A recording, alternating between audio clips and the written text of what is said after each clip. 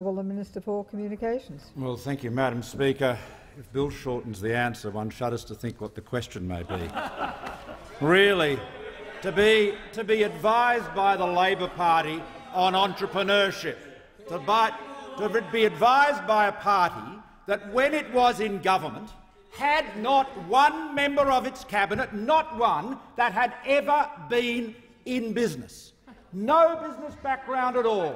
The serried ranks of apparatchiks, there they are before us, Madam Speaker. That's the problem with the Labor Party. It has no understanding of business. Now, I'm thrilled that the member for Blaxland has met with Tan Le in Silicon Valley. It's good. It's obviously a new experience for him to go there to Silicon Valley. I've been going there for decades. I've started over a dozen companies myself. And by the way, so have many of my colleagues, because one of the big differences between our side of politics and Labor's is that we do not theorise about business, large or small. We do not believe that government is the solution to every business problem. We know that it springs from the enterprise and entrepreneurship of millions of Australians. The fundamental problem with the Labor Party, Madam Speaker, and you heard it from the member for Blaxland, you heard it from him today, Labor believes in its heart, in its DNA, that government knows what's best. We believe government's role is to enable you to do what's best. Now, Tan Le, the very impressive Australian entrepreneur, I've made her acquaintance too, Madam Speaker. She's quite a star in Silicon Valley among the many Australian entrepreneurs there. And you know what she raised with me, Madam Speaker, when I was there some time ago? She complained to me about the fact that the Labor Party had so wrecked the employee share scheme legislation that start-up companies in Australia could not afford to offer shares or options as incentives to their employees. And she was not alone. The single most common complaint I've had about entrepreneurs in the technology space, about legislative priorities that this parliament should address itself to, is this fundamental problem that in 2009, in a fit of madness, the Labor government decided that any employee that was given an option or a share by this employee, even if it was in a start-up, where the shares could be worth a lot, or more likely, regrettably, given the success rate of small companies, nothing. Even there, those shares, those bits of paper would be taxed and they'd have to go and borrow the money to pay the tax. Well, of course, as usual, what happened? Only the very largest companies could hire the accounting firms and the lawyers at great expense to structure their way around it. And what did one small Australian start-up after another do? It moved precisely to where the member for Blaxland was, to Silicon Valley. So I'd say to the honourable member, that is an absolute own goal, a complete own goal.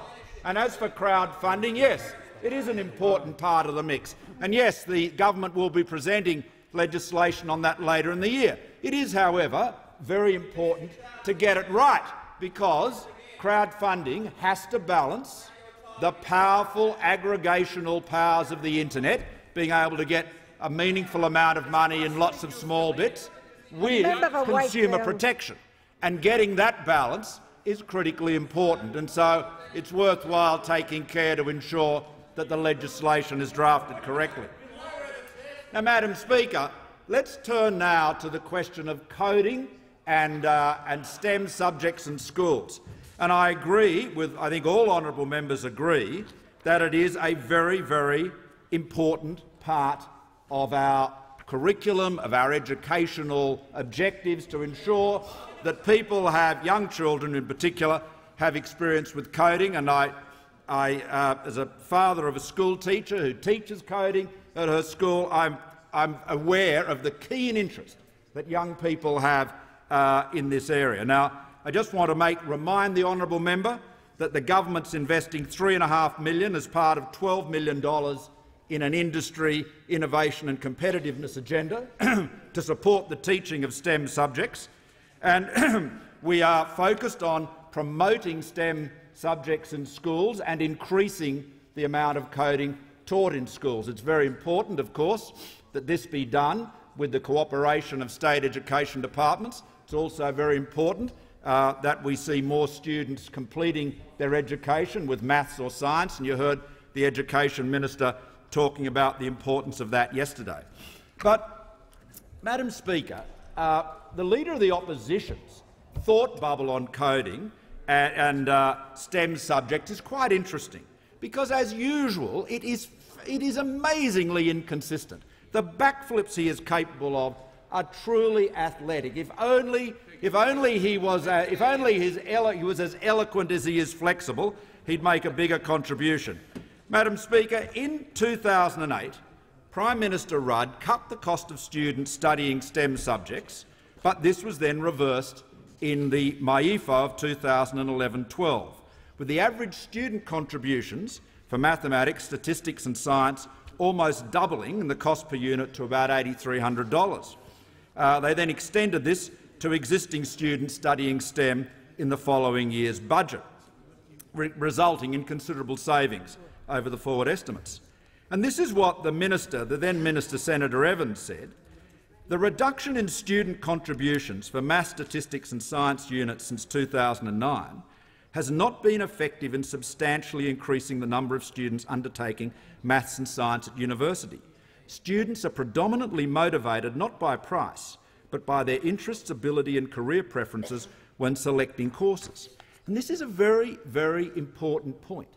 The best way to get more students studying STEM, to get more people starting companies in Australia, is to ensure that government does not throw up obstacles, stupid obstacles like the Labor Party's legislation on ESOPs, that government makes it easier to start companies, and that government has a strong economy that encourages resilience, entrepreneurship and enterprise, and above all, that government ensures that it does its job of managing the economy as efficiently as possible. Now, a big part of my portfolio and the honourable member's shadow portfolio is, of course, the National Broadband Network. Now, that was a project, remember this, Madam Speaker, that was a project which was conceived in 77 days. It was started in 77 days. That was all the time they took to embark on a $43 billion project, which they had no idea of how much it would cost or how long it would take. And indeed, just before the election, the Labor Party was so unaware of what this project would cost. They were saying that it was costing only $2,200 to pass and connect premises with fibre.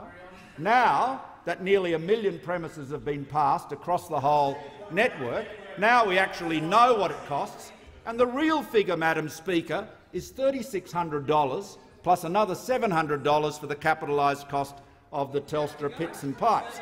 And so the reality is that on this massive infrastructure project, so important to technology and connectivity, so important to innovation, so important to all of the things the honourable member claims to be committed to, the Labor Party was mishandling the investment in an extraordinary manner. And in fact, Bill Scales, in his independent audit of this project, said that this policy process that set the NBN up by Labor in 77 days was rushed, chaotic and inadequate, with only perfunctory consideration by the Cabinet.